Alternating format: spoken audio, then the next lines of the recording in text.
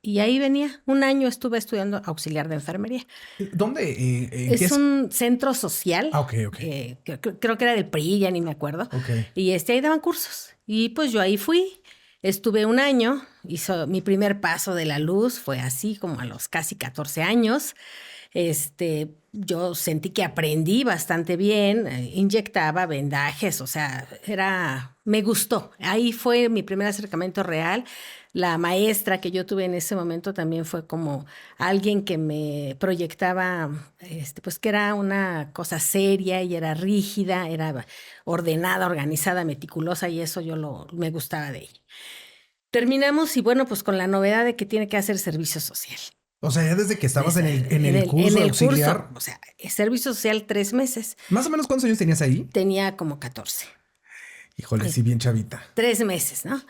Y pues que la Cruz Roja de Ecatepec y que todo el mundo se fue, ¿no? Y entonces yo cuando ya quedó al final, estas últimas 3 se van al reclusorio de Barrientos. Y yo dije, ¿cómo?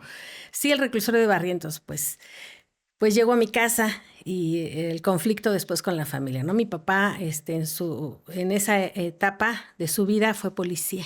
Era policía de aquí de la zona de Azcapotzalco, justamente. Y entonces él, pues como buen policía, decía, desconfiado, ¿qué vas a hacer tú en un reclusorio? Sí, claro. Tienes 14 años. Mi niña, mujer. Sí. Para entonces Barrientos era solo de hombres. No, hombres y mujeres. ¿Ya había mujeres? Sí, ya había mujeres, Okay. Ya había mujeres. Entonces mi mamá, una mujer muy inteligente, con mucha fuerza, muy tenaz, le dijo una palabra.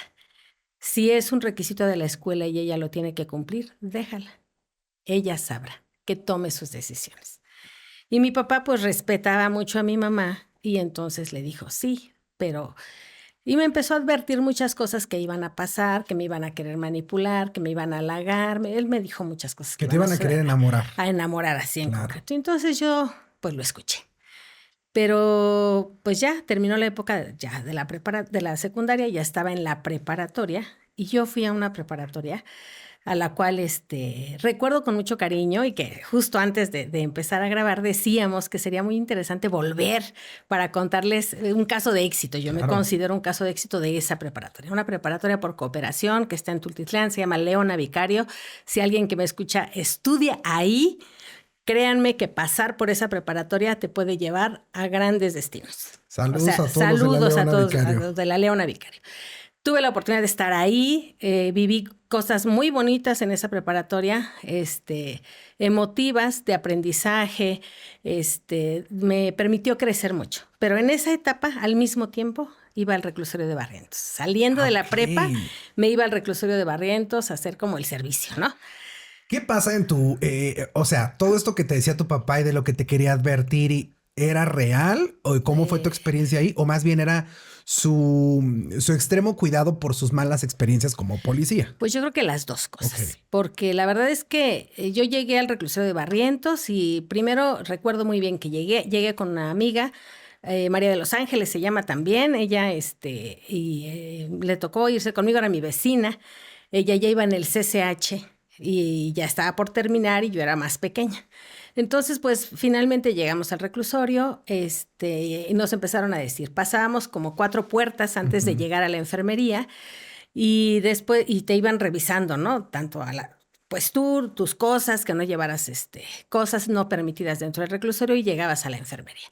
Entonces, cuando yo llego a la enfermería, había 2 enfermeras, una de ellas muy joven, yo creo que tendría unos 18 años, cuando mucho, muy bonita. Y había otra, María Agna, creo que se llamaba, y la pequeña Esther. Y María Agna era una enfermera ya madura, más, digamos, unos 35, madura, yo la veía en ese momento chavita, grande. Pero yo ahora digo que era muy joven, muy joven.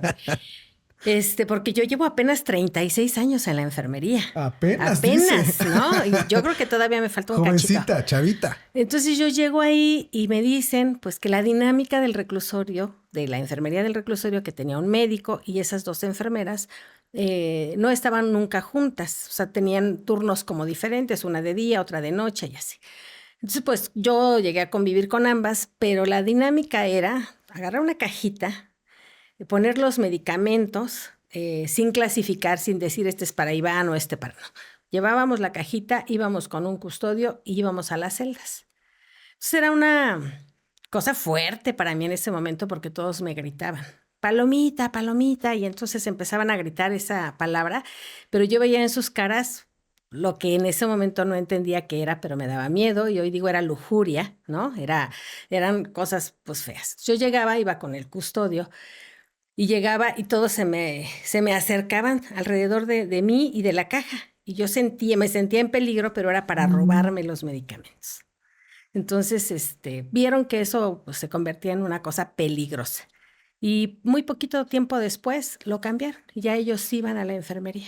Ok. Entonces, ya en la enfermería mi misión era revisar que se tomaran los medicamentos. Cuando tú ibas con la cajita de los medicamentos, Zelda, por eso me parece, hace poco vi una serie, igual creo que están como preparando a una abogada muy joven o algo así, por alguna razón la mandan con los más peligrosos y pues sí, todo su caminar, ¿no? Por esas celdas hasta llegar es un griterío también, ¿no? Como para ella y justo como con cara muy lasciva y diciéndole cosas grotescas. Me imagino que debe ser difícil, pero cuando tú ibas con la cajita, tú ibas con la indicación de darle medicamento a cada Sí. uno. Si no estaban clasificadas, ¿cómo sabías? Pues Tú yo llevabas como llevaba una lista tu bitácora. estaba organizado el reclusorio como indiciados, que son los que todavía no tienen una condena. Ok.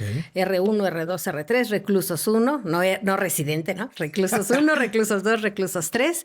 Reclusos 3 era la zona peligrosa, de alta peligrosidad. Esa era, y ahí estaba la sección de mujeres. Ok. Entonces, y el apando, porque en esos entonces existía el apando. ¿Qué es eso? El apando era una celda de castigo que era un espacio abajo como un sótano, Ok.